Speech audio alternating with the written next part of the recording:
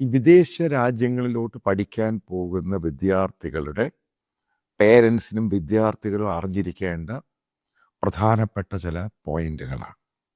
Database വെച്ചാണ് ഇത് പറയുന്നത്.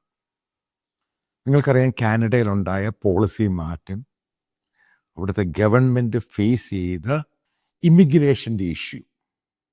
അപ്പം അതുകൊണ്ട് ഈ സ്റ്റുഡൻറ് വിസയുമായി ബന്ധപ്പെട്ട പല റെസ്ട്രിക്ഷൻസ് ആ ഗവൺമെൻറ് അവിടെ കൊണ്ടുവന്നു.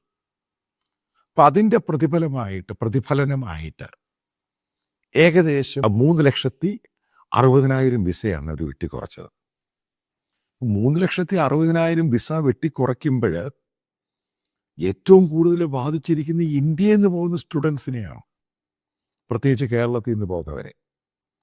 അപ്പം അത് കഴിഞ്ഞപ്പോൾ അവിടെ സ്കോപ്പ് ഇല്ലാതെ വരുന്ന സമയത്ത് നിങ്ങൾക്കറിയാം, അമേരിക്കയിലുണ്ടായ സംഭവം, ട്രംപ് വന്ന ശേഷം ബൈഡൻ അഡ്മിനിസ്ട്രേഷൻ എടുത്ത പോളിസി മുഴുവൻ ടേൺ ചെയ്തു.